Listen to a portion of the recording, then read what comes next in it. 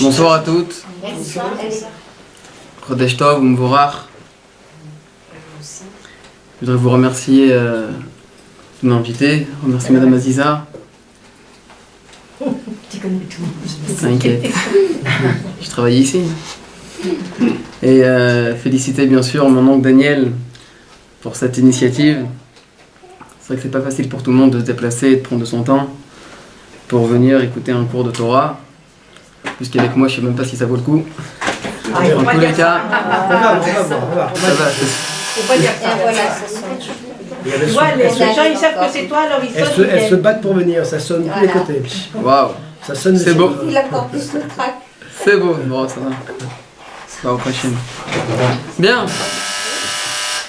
On raconte sur une maman, une mère juive, qui accompagnait son fils, qui était un petit enfant. Elle l'accompagnait à la plage. Et là, son fils s'amuse tranquillement avec le sable, et puis tout d'un coup il va un petit peu dans l'eau, il s'amuse, tout va bien.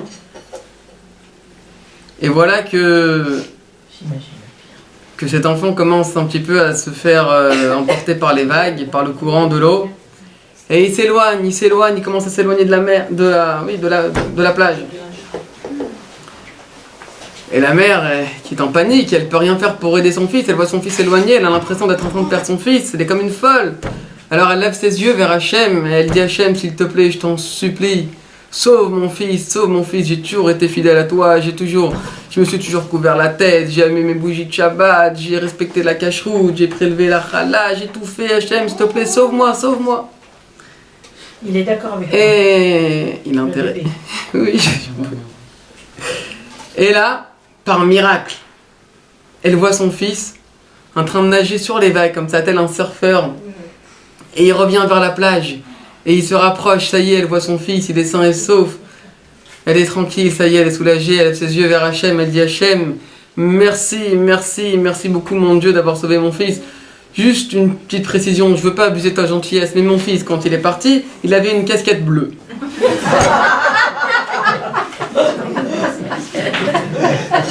m'en fous de la casquette, je récupère mon gosse et je m'en fous. Bien. Donc, les Juifs... Excusez-moi. Bonsoir. Les Juifs aiment l'argent. Les Juifs aiment l'argent et manifestement l'argent aime les Juifs aussi. A priori, il y a un amour réciproque quand on voit, quand on s'intéresse un petit peu à ce qui se passe dans le monde. Attends un petit peu. Attends 2 secondes. Tout le monde a de la place? Oui, c'est bon. Excusez-moi. Ça fait mal, au contraire. Vous êtes bienvenue. Non, mais je sais, je ne donne pas le dos, c'est trop lourd. Excusez-moi. Non, il n'y a pas de problème. Si c'est pour moi, il n'y a pas de problème. Bonsoir. Choma. Alors, comme on disait, il y a quelque chose de clair, a priori, les Juifs aiment l'argent. Comme je disais tout à l'heure, il y a un instant, je ne sais pas si tout le monde m'a entendu, mais quand on s'intéresse un petit peu à ce qui se passe dans le monde, quand on regarde un petit peu les chiffres et les statistiques, on réalise très vite que l'argent aime les Juifs aussi. On voit qu'il y a beaucoup de richesses, beaucoup de fortunes qui appartiennent aux Juifs. Mais c'est vrai que c'est aussi un stéréotype qui a coûté la vie à de beaucoup de Juifs. Malheureusement, on sait que depuis des millénaires, c'est un cliché qui a fait beaucoup de mal aux Juifs. On sait très bien d'ailleurs d'où ça vient. On sait très bien qu'à la base, les Juifs n'avaient pas le droit de faire de commerce, n'avaient pas le droit de confectionner des choses, n'avaient pas le droit ils pouvaient s'occuper que de métiers qui étaient liés à l'argent. Ils étaient trésoriers, ils étaient banquiers, ils étaient comptables, etc. Donc finalement, on a associé les Juifs à l'argent. Les Juifs, c'est l'argent. Ces dernières années, il y a même eu des attentats, etc. On connaît l'histoire, malheureusement, d'Ilan Halimi, Alav Shalom, chez Mimkon Damo. Bref, on ne va pas s'attarder sur les choses tristes, mais c'est vrai que c'est un stéréotype qui a poursuivi les Juifs durant des millénaires et qui nous poursuit toujours. Mais pourquoi j'ai voulu parler de ça ce soir? C'est pas pour rien. Vous savez très bien que il y a un dicton très connu qu'il faut vivre avec son temps. Alors qu'est-ce que ça veut dire vivre avec son temps? Il y en a qui pensent que vivre avec son temps, ça veut dire que dès qu'il y a un nouveau smartphone qui sort, il faut absolument aller l'acheter. Il y en a qui pensent que vivre avec son temps, ça veut dire que s'il y a un jean qui sort, même s'il est troué, même s'il est déchiré, même s'il est délavé, c'est pas grave, c'est la mode, alors il faut l'acheter. Il y en a qui pensent que c'est ça, vivre avec son temps, mais en fait, pas du tout. Vivre avec son temps, ça veut dire quoi? Ça veut dire vivre avec la paracha de la semaine.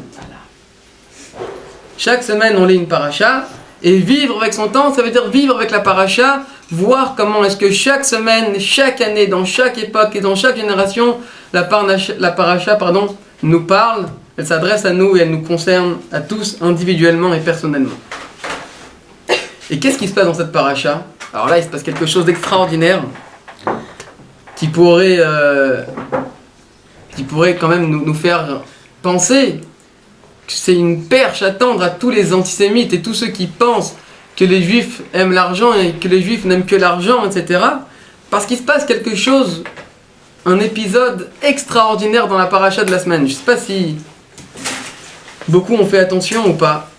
Mais bon, parachat de Bo, cette semaine, on sait que les 3 dernières plaies s'abattent sur l'Égypte.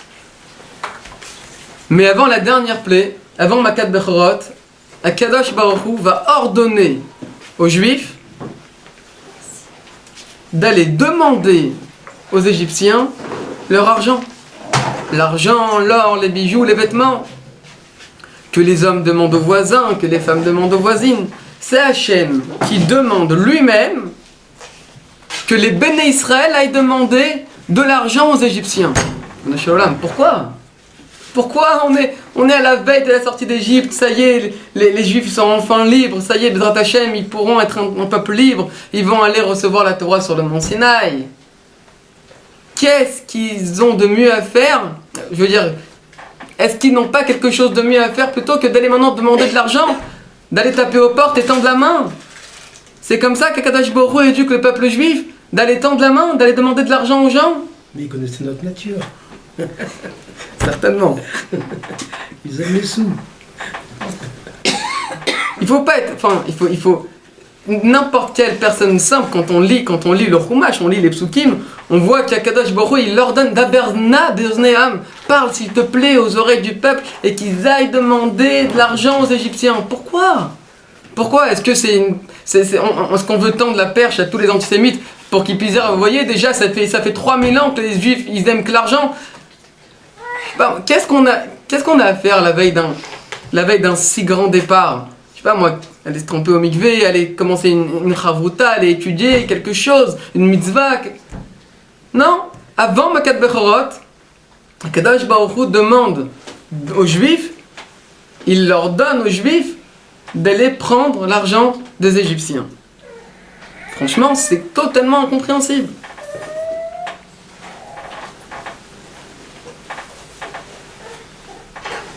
Et pour comprendre combien est grande la question,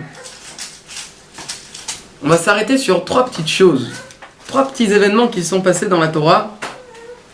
Et c'est là qu'on voit, enfin, je ne sais pas si on a le droit de dire ça, mais on dirait limite que c'est une obsession chez Hachem, cette histoire d'aller demander de l'argent aux Égyptiens. Parce que on repart 400 ans plus tôt, avec Avraham Avinu. Quand Akadosh Baruch Hu a fait l'alliance de Brit Ben Abtarim, à ce moment-là, donc il fait une alliance avec Avraham Avinu et il lui dit, sache que ta descendance, elle sera esclave en Égypte, au Pharaon. Et ils vont souffrir, etc. Et avec quoi il finit Hachem? Ve'acharechen, d'ailleurs chaque année on le dit dans la Haggadah, Ve'acharechen yetz'u bechush gadol. Et après ils vont sortir avec beaucoup de biens.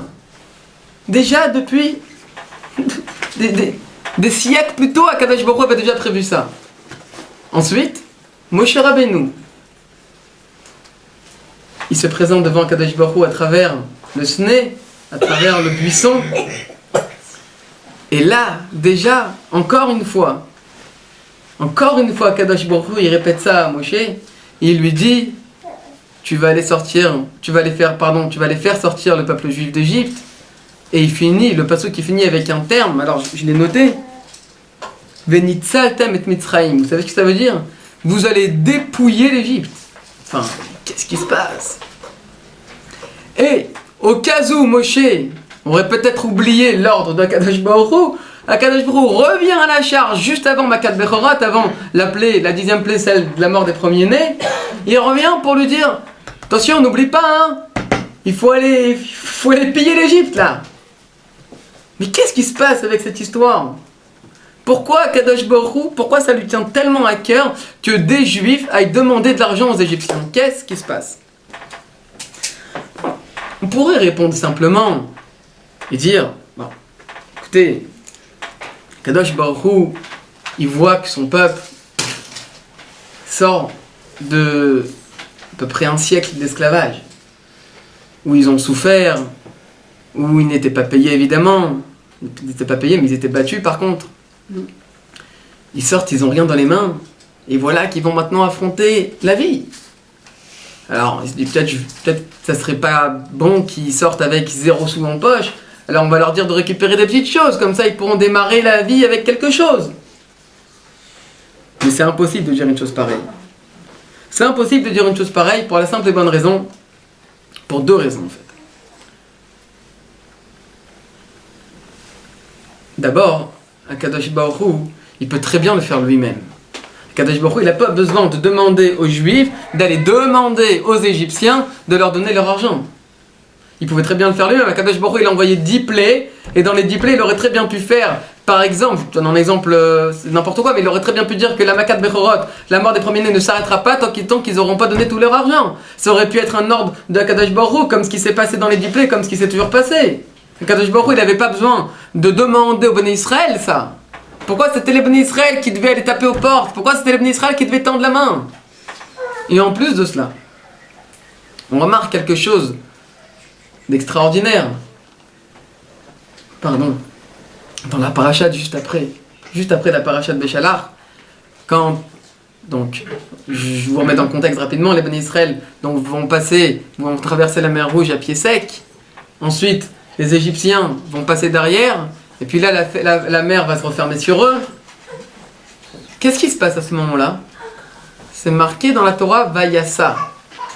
Vayassa, ça veut dire il a fait voyager. Qui a fait voyager? Moshe Rabbeinu, il a fait voyager le peuple juif. Pourquoi il a fait voyager? Rachid s'arrête sur place, et il nous dit, il les a fait voyager par force. Vous savez pourquoi? Parce qu'en fait, quand les Égyptiens sont noyés dans la mer, à ce moment-là, tout ce qu'ils avaient emporté avec eux de l'armée de Paro, ça flottait sur l'eau.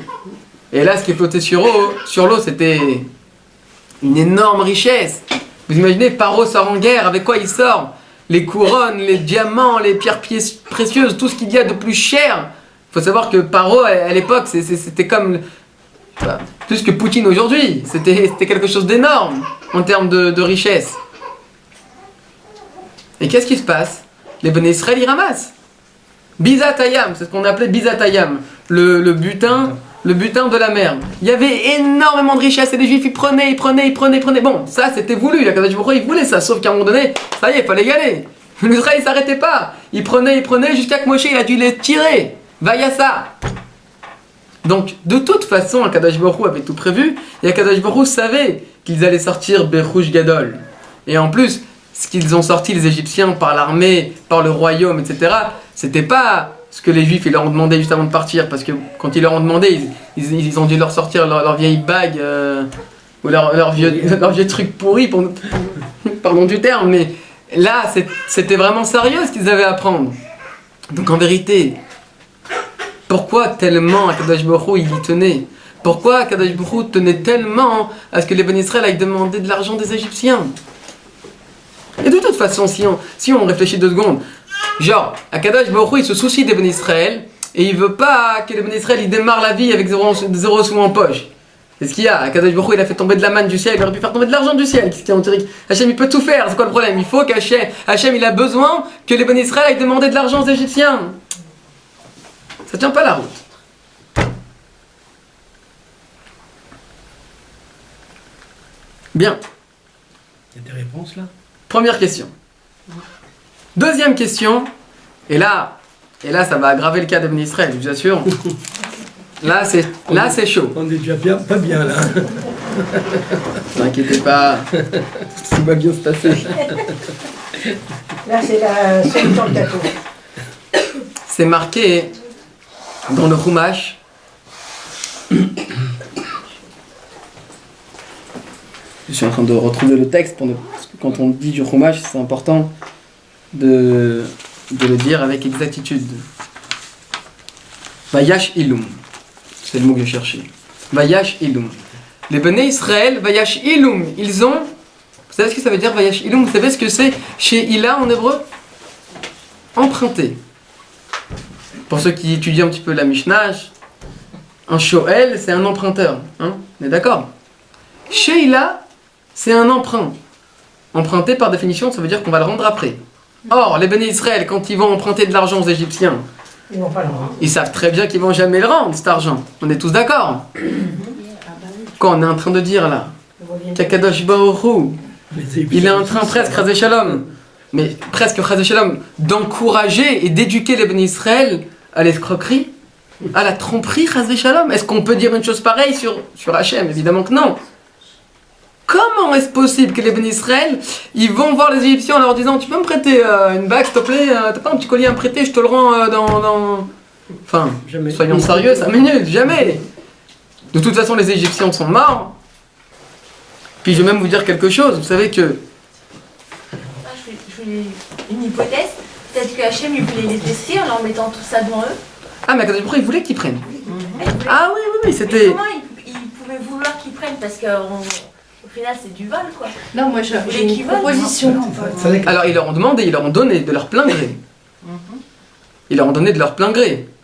Mais justement, vous posez, la question que vous posez, en vérité, c'est la question qu'on pose depuis un petit moment. Ça veut dire, pourquoi Kadosh Baruch Hu, il veut absolument qu'ils prennent leur argent? Qu'est-ce qui se passe? Le salaire de toutes ces années de travail. Voilà. Ah, Oui, bon. c'est un peu comme Yaakov, il qui faut le s'est mandat marié. de c'est salaire. ça. Alors pourquoi ils l'ont pas demandé à titre de salaire? Ouais, fallait- Pourquoi ils n'ont pas dit, écoute, on a travaillé pendant 200 ans, enfin, sinon c'était pas 200 ans, mais on a travaillé pendant un siècle, faut nous payer maintenant. Pourquoi il leur dit comme ça? Est-ce que vous pouvez nous prêter quelque chose? Parce que les Égyptiens. C'est pas honnête. Pardon, mais c'est pas honnête. Soyons clairs. Non, mais c'est C'est le pas même droit. langage des Égyptiens. Voilà. Et oui, Là, je m'y attendais pas. Règle-nous. Bon, vous savez que, après cette histoire, 1500 ans plus tard, il y a eu une grosse histoire. Alexandre le Grand a réuni les Égyptiens et beaucoup de pays pour essayer d'arranger tout le monde. Et là, les Égyptiens, les dirigeants, ont tapé sur la table avec un argument béton. Ils ont dit, les Juifs, ils nous ont volé. Ils nous ont pris notre argent quand on était en Égypte. On veut récupérer notre argent. Alexandre le Grand, il était là, il savait pas quoi dire. Les Chachamim, ils étaient là, ils savaient pas quoi dire non plus. Et là, écoutez cette histoire. Il y a un homme, il s'appelait Gvia ben Psissa. Un homme qui paraissait être un homme simple. Et il a demandé de se mêler. Alors ils ont dit, ok, si tu peux faire quelque chose, vas-y. Il s'est assis autour d'eux. Il leur a dit, dites-moi, j'ai une question à vous poser. Pendant 400 ans, bon alors, c'était pas vraiment 400 ans, mais en tout cas c'est comme ça que ça a été promis. Parce que Gvia ben Psissa, il a dit à ses dirigeants, il a dit, sur quoi vous vous basez pour dire qu'on vous doit de l'argent? Sur la Torah? Ah bah alors tiens, si tu te bases sur la Torah, dans la Torah c'est marqué que vous nous avez asservi pendant 400 ans et qu'on n'a pas été payé. Alors, fais 400 ans fois 600 000 hommes, et fais le compte, rembourse-nous tout ce que tu dois nous payer, et nous après on vous remboursera. Là, ils ont fait les comptes, ils ont vite vu qu'ils étaient mal. Du coup, ils sont partis, ils les ont laissés tranquilles. Alors, ça peut être une réponse pour eux, mais pour nous les Juifs, le peuple de l'éthique, le peuple du modèle, de l'exemple. On ne peut pas se suffire de ça. On ne peut pas se suffire de ça. Si on est honnête avec nous-mêmes, les bénis Israël, ils arrivent, ils leur disent prêtez-nous quelque chose qu'ils savent très bien qu'ils ne vont jamais leur rendre. Donc ça, c'est la deuxième question. La deuxième question, on va la répondre assez rapidement. Quelque part, c'était un peu une parenthèse, mais vous savez, on raconte sur un homme. C'était un maçon. Comment on appelle ceux qui construisent des maisons? Des maçons. Un maçon. Il y avait un maçon qui travaillait, mais avec une telle fidélité pour son patron. C'était extraordinaire. Il était vraiment dévoué dans son travail. Et un jour vient quand on commence à se faire un petit peu âgé, c'est la retraite. Alors, ce juif qui était, donc, comme je vous l'ai dit, un maçon, va voir son patron pour lui dire ça y est, maintenant j'ai donné, j'ai fait tout ce que je pouvais pour vous. Mais quand je vous dis que c'était un employé honnête et dévoué, ça veut dire que chaque maison qu'il faisait, il s'attardait sur chaque détail. C'était vraiment un perfectionniste. Et tout le bâtiment, la peinture, les lumières, bon, moi je m'y connais pas du tout, j'ai pas tous les termes, mais c'était vraiment un perfectionniste. Il faisait ça toujours au top du top. Et avant de partir à sa retraite, son patron il lui dit écoute, je sais que maintenant tu vas partir, j'aimerais s'il te plaît que juste avant de partir tu me fasses une dernière maison. Que tu me construises une dernière maison, qu'on puisse dire voilà, là t'es parti, voilà, tu me fais un kiff. Tu construis vraiment une dernière maison. Alors lui il était fatigué, ça y est, oh, combien des maisons, il n'en pouvait plus. Alors il a dit ok, il me demande, je vais le faire. Mais là, c'était avec moins d'emprunt, moins de dévouement. Et là il a fait une maison à la va-vite, un toit un peu bancal, des murs qui tiennent pas super bien. Pas des super, comme vous dites, pas des super fondations, etc. Bon, il a fait vraiment une petite maison à la va-vite, de la peinture, vite fait. Il a fait vraiment une maison. C'était la moins belle maison qu'il avait construite de toute sa vie. Alors, il va voir son patron et lui dit ça y est, maintenant j'ai fini la maison. J'aimerais bien y aller, j'aimerais bien rentrer chez moi. Alors le patron lui dit écoute, avant que tu partes chez toi, avant que tu partes à la retraite, j'ai envie de te faire un petit cadeau. Et là, il lui donne une boîte, il ouvre cette boîte, il y avait une clé de la maison, et il lui dit voilà, cette maison je te l'offre.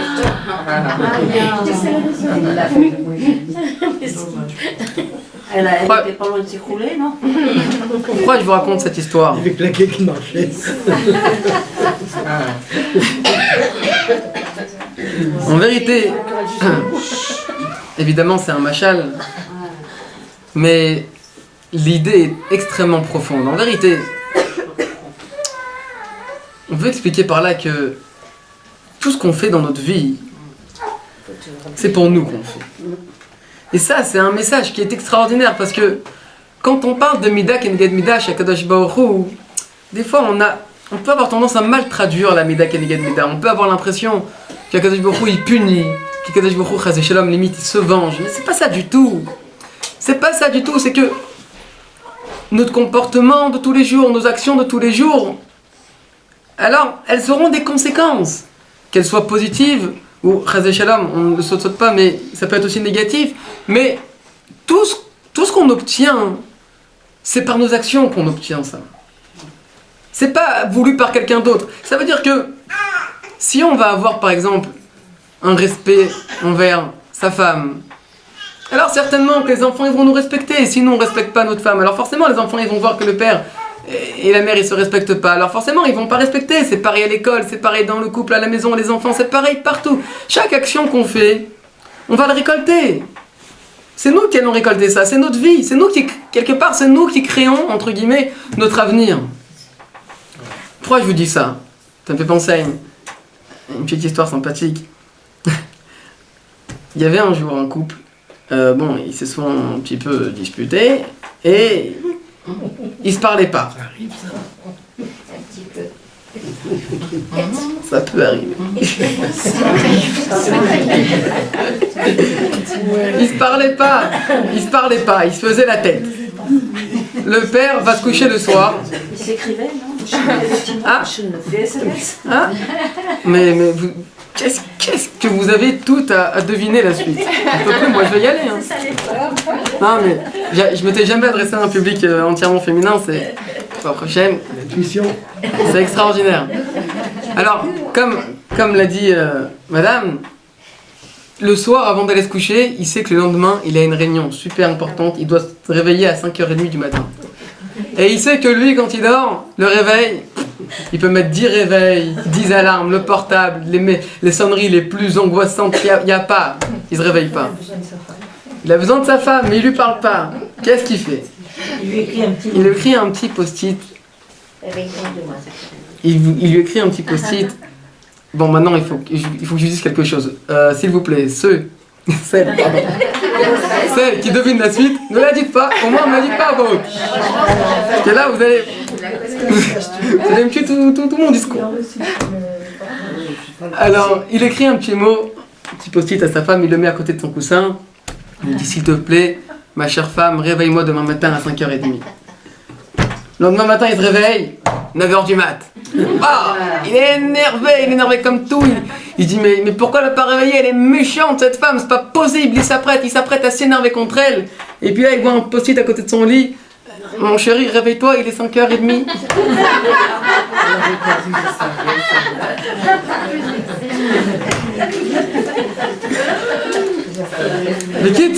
Bekitsour, on récolte ce qu'on sème. Ça aussi, c'est profond.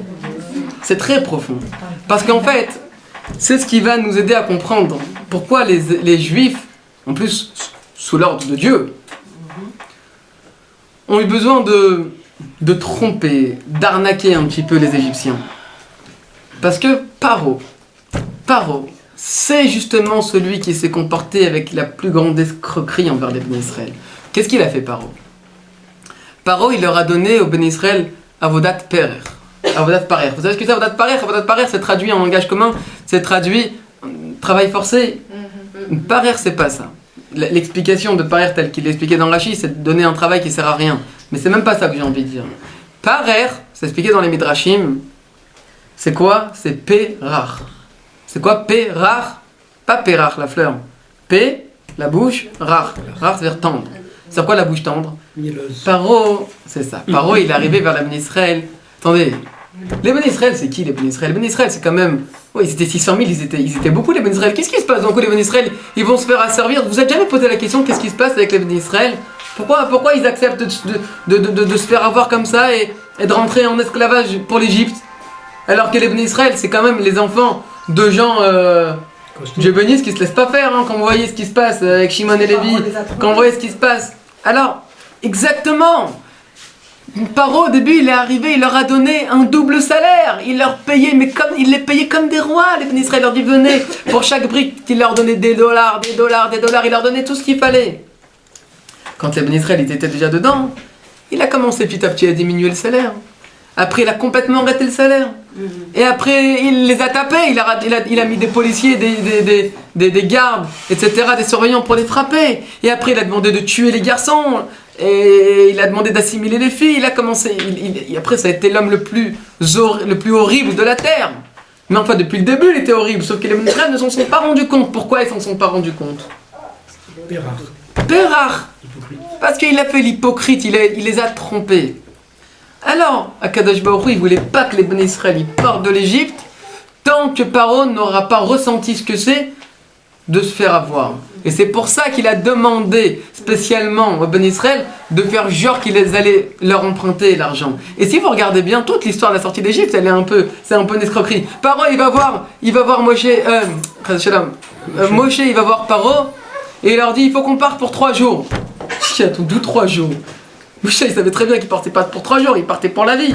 Akadosh Baruch Hu, il a dit au Béné Israël, plus jamais vous retournerez en Égypte. Vous savez que l'Égypte, jusqu'à aujourd'hui, c'est le seul pays où on n'a pas le droit d'y retourner. En tout cas pour habiter. Après pour business, etc., c'est encore d'autres choses, mais on ne va pas rentrer là-dedans. En tout cas, l'Égypte, c'est le seul pays où on n'a pas le droit d'y retourner officiellement. C'est une question d'argent. Justement, on est en plein dedans. Il y a eu de belles communautés entre-temps. avant la création de l'État d'Israël, il y avait une grosse communauté au Caire, Alexandrie. Ouais. Le rabbin Yosef, il était rab là-bas au Caire. Justement, d'ailleurs, vous savez qu'on raconte une petite blague comme ça. Mais bon, on va pas faire trop de blagues ce soir, mais... Si, ça... Il y en a qui disent que pourquoi les Bnei Israël ils ont dû faire un emprunt. Pourquoi Kadosh Baruch Hu il a demandé aux Bnei Israël de faire un emprunt? Parce que Kadosh Baruch Hu avait prévu d'interdire les Bnei Israël de retourner en Égypte. Il s'est dit, si je leur dis d'emprunter de l'argent, c'est sûr qu'ils y retomberont jamais. Alors, bon, évidemment, c'est qu'une boutade, mais concrètement, Moshe Rabbeinu, il va dire à Paro, on vient dans 3 jours. Moshe sait très bien qu'il va pas revenir dans 3 jours, il sait très bien qu'il part totalement. Toute cette histoire, s'il y a dedans de ce qu'on appelle la ramaout, de la tromperie, de l'escroquerie, du mensonge en fait, c'est justement parce que Paro, il s'est comporté exactement de cette façon envers les Bnei Israël, alors il fallait absolument qu'ils subissent exactement la même chose avant que les Bnei Israël quittent l'Égypte. Déjà, on a répondu en fait à la deuxième question. Pourquoi la ramaout? Mais la question centrale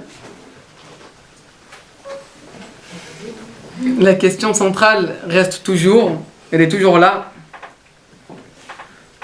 Sauf.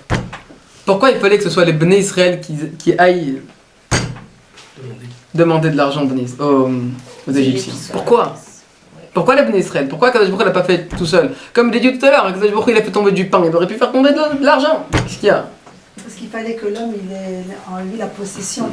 C'est-à-dire, il me semble, le fait de demander, d'abord c'est que finalement le même langage, tout ce que vous m'avez fait souffrir, ben moi je vais te demander, tu vas éprouver la souffrance que nous avons éprouvée. Et puis deuxièmement, l'homme, le fait de demander, il allait posséder quelque chose qu'on lui avait donné, et cette possession-là lui permet de partir du pays, finalement. Ouh là là là là, écoutez, moi je vais y aller. Allez, c'était un plaisir en tout cas. Non, finis-le. Vous êtes madame, s'il vous plaît? Madame Bouzagou, d'accord. D'accord. Tu sais, Raïm, tu vas devoir prendre les noms de tout le monde. Hein. Oui, non, mais c'est pour savoir pour les prochaines fois où est-ce que je dois aller, où est-ce que je dois pas. Non, je rigole, c'est très échalon. Non, mais c'est extraordinaire ce que vous dites parce que justement, c'est la réponse du. Alors, le rabbi de Lubavitch donne 2 réponses à cette grande question. Et la première réponse, c'est celle-là. Dans d'autres mots, en fait, c'est pas dans d'autres mots, c'est exactement dans ces mots-là, du coup. Akadosh Baruch Hu, il voulait rendre l'honneur que les Bnei Israël avaient perdu. Parce que les Bnei Israël, ils partent d'Égypte, certes, ils sont plus asservis, physiquement parlant, mais dans leur tête, imaginez-vous quand même. Ça fait penser un petit peu à la situation des Juifs quand ils sont sortis des camps, les pauvres. Ils sont sortis, il y avait des gens, dans les pays ashkénazes, il y avait des gens qui avaient des fortunes énormes, des gens des rabbanim, des gens qui étaient des responsables, des présidents, des grands patrons, des grands boss. Ils sont sortis, les pauvres, ils étaient complètement anéantis. Les Bnei Israël, ils ont vécu ça en Égypte, il ne faut pas croire, c'était une véritable Shoah. On a le Shibud Mitzrayim, l'asservissement de Paro. Il n'est pas sorti la totalité des Juifs. Non. Alors, bon, ça c'est encore un autre sujet, mais en tous les cas, les Bnei Israël, quand ils sont sortis, peut-être que physiquement ils étaient plus asservis, mais moralement, ils étaient abattus, exactement, merci. Ils étaient vraiment abattus, les Juifs, ils étaient mal. Imaginez-vous, pendant près de 1 siècle, les Bnei Israël étaient asservis, ils se prenaient des coups de bâton, des coups de fouet, ils se faisaient frapper, ils se faisaient humilier. Ils étaient opprimés pendant des décennies et des décennies.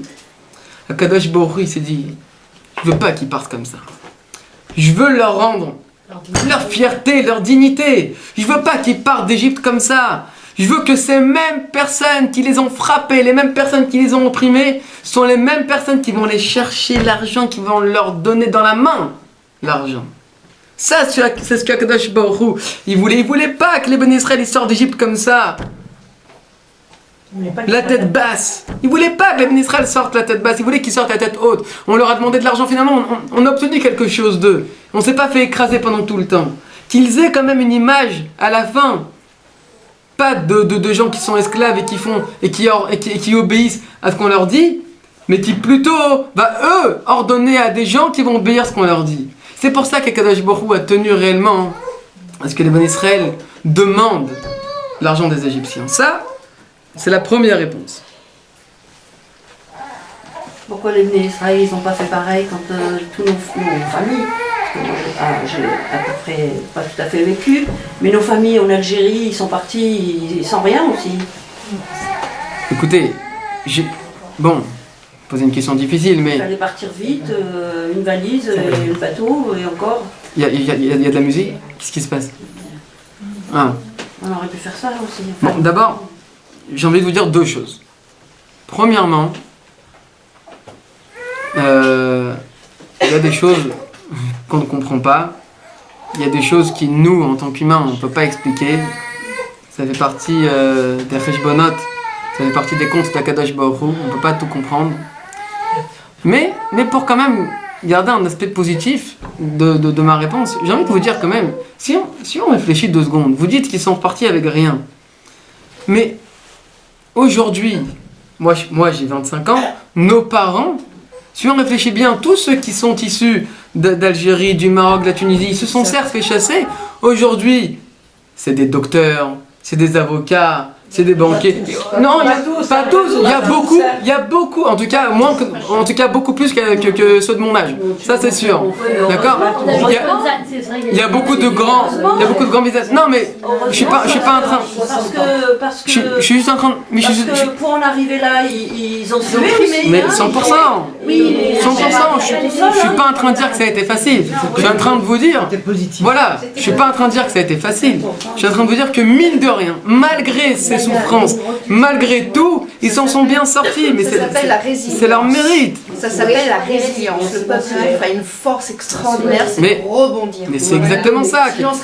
Et ça fait des millénaires que ça dure. Et c'était pareil après l'Inquisition, et c'était pareil après la Shoah, et c'est pareil pour le sujet dont vous parlez maintenant. Concrètement, je suis pas en train de dire que c'est quelque chose qui est facile, je suis pas en train de dire que comme ils s'en sont sortis, alors c'était rien. Je n'ai pas voulu vous dire ça. Au contraire, j'ai juste voulu vous dire que ils s'en sont quand même bien sortis. Il y a quand même des grands businessmen.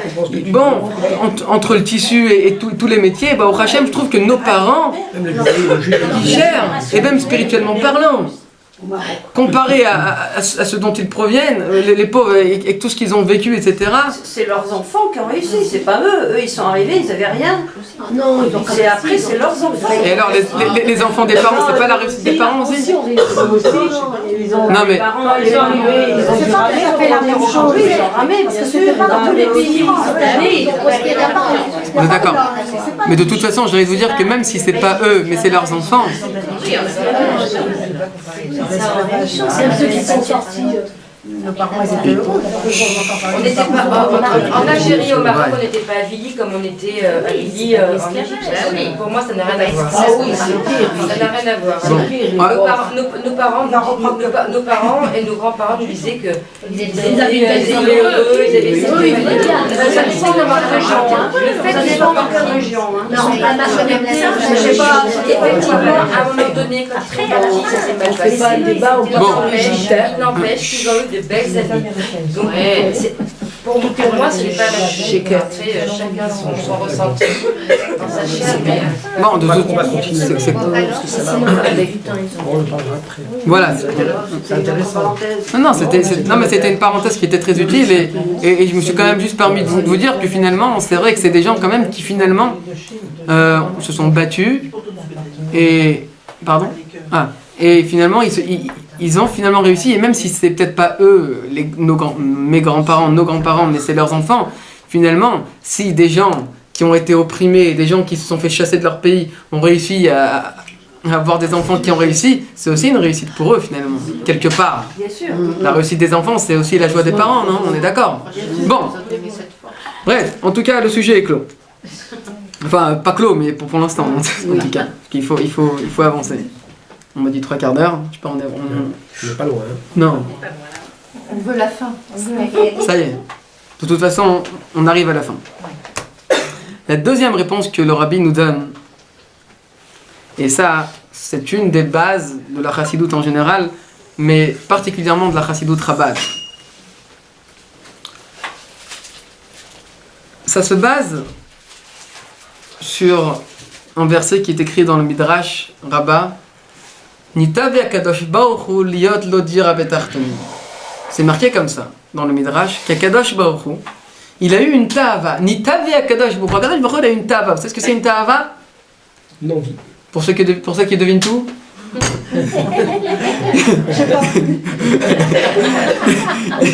Non. Une ta'ava, c'est quoi? C'est une envie. Akadosh Baruch Hu, il a eu une envie. C'était quoi l'envie d'Akadosh Baruch Hu? C'était d'avoir une résidence dans ce monde matériel. Il voulait avoir une habitation. Il voulait habiter dans ce monde. Comment Akadosh Baruch Hu fait pour habiter dans ce monde? Alors Akadosh Baruch Hu, il a créé un monde matériel, mais dans chaque chose matérielle, il a caché ce qu'on appelle des nitzotzot. Des nitzotzot, c'est des étincelles divines, des étincelles spirituelles. Et ces étincelles se trouvent dans une guerre permanente entre notre âme animale et notre âme divine. Notre âme animale, il a envie d'utiliser ces nitzotzot, il a envie d'utiliser ça à des fins personnelles. Il a envie de faire profiter son corps. Alors que le Nefesh HaElokit, l'âme divine, donc c'est les deux âmes qui sont habillées dans le corps, l'âme divine, lui, il a envie plutôt de tirer ses nitzotzot vers le haut et pouvoir élever ces nitzotzot, pouvoir élever ces étincelles divines qui se trouvent dans tous les sujets matériels. Et là arrive la deuxième réponse. En vérité, sachez-le, l'argent, il est important. Oui, le peuple juif aime l'argent.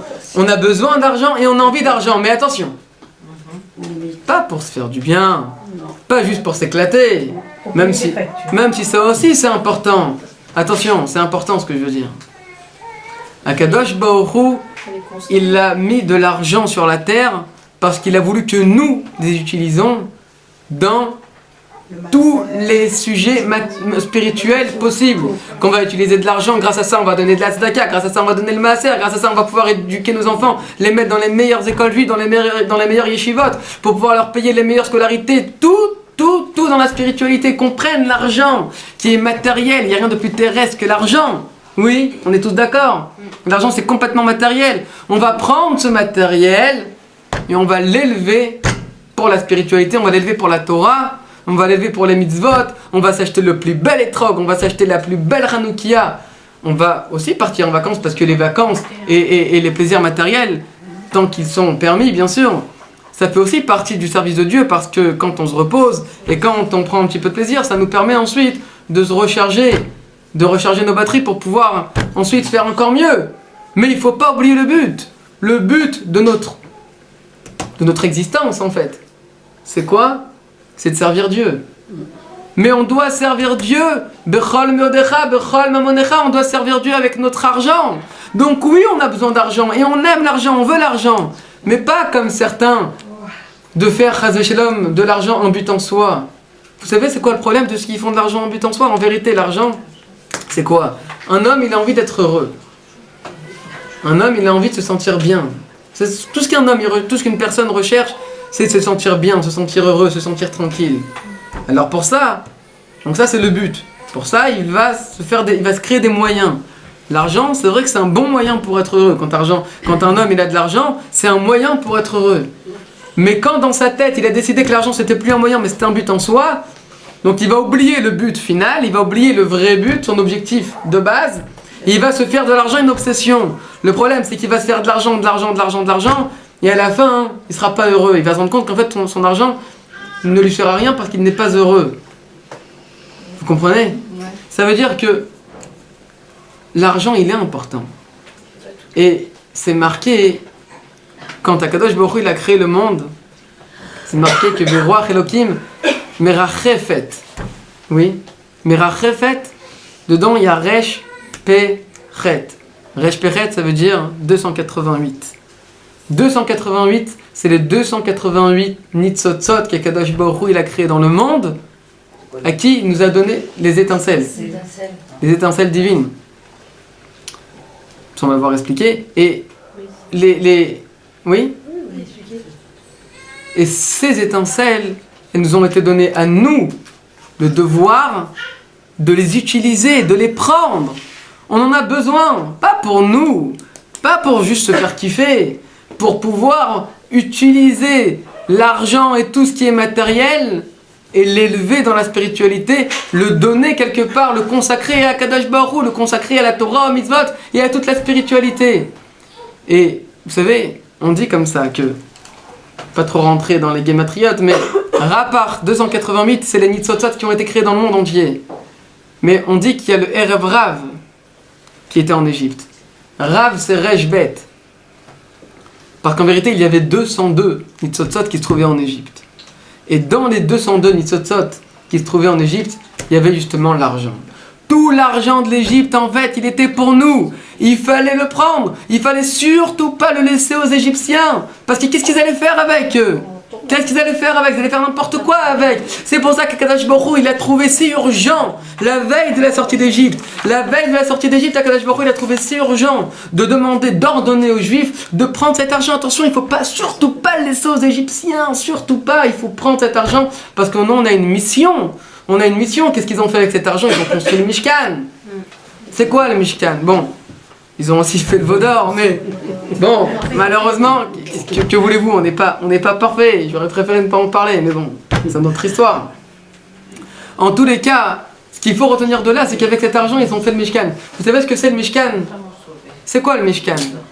Akadosh Baruch Hu, il a dit, V'yasu li mikdash v'shachanti betocham. Ils feront pour moi un sanctuaire et je résiderai parmi eux. V'shachanti betocham. Vous vous êtes déjà posé la question, ça veut dire quoi parmi eux? Il y a un Mikdash ou il y a des Mikdash?